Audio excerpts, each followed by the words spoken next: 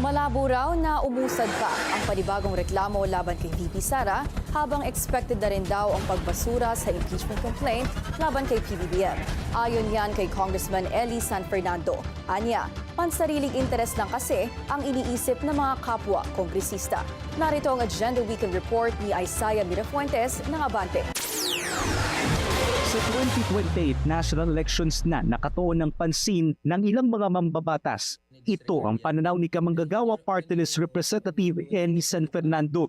Kaya anya, naniniwala siya na hindi lulusot sa plenaryo ng Kamara ang impeachment complaint laban kay Vice President Sara Duterte. I'm not a member of the Committee on Justice, but tingin ko lulusot yan sa Committee on Justice at aabot sa plenaryo yan. Pero pagdating sa plenaryo, ang aking tansya ay hindi makakakuha yan ng 1/3 na suporta mula sa members of the House. Dahil lahat ay nag-iisip na ng kanilang mga political career sa 2028. May mga nag-iisip na niyan. At yung iba ay marahil na nawalan ng amor o hindi na naging ganun kataas yung kumpiyansa. Kung pagbabasihan daw kasi ang naging takbo ng articles of impeachment laban kay VP Sara noong nakaraang taon na bypass umano nito ang Committee Deliberation at agad inakyat sa Senado ang impeachment complaint matapos itong makakuha ng 1/3 na boto mula sa mga mambabatas.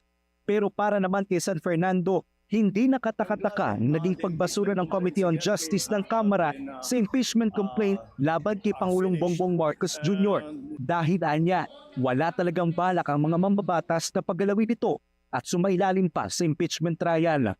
Kung ang climate o ang politika sa loob ng House is dinidim niya na may impeach yan. At kahit naman gaano katibay yung mga ebidensya, kung ayaw ng mga kaalyado na umusad yan, hindi talaga uusad yan. Yun yung nature ng impeachment process. Tinawag rin niyang drama at ingay lang ang mga impeachment complaint na inihangin sa Kamara dahil ang lahat ng ito ay para lang daw sa politika at pansariling interes. Nakakalungkot lang kasi dahil dito sa usapin ng politika, naiiwanan din yung iba pang mahalagang trabaho ng Kongreso.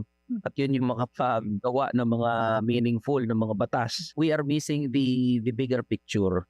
At ano yun? Yung mga Pilipino at mga manggagawa mismo, wala namang pakialam sa impeachment. Samantala sa Lunes, inaasahang ipipresenta sa plenaryo ng Kamara ang naging pagbasura sa impeachment complaint laban kay PBBM upang kanilang mapag-aralan.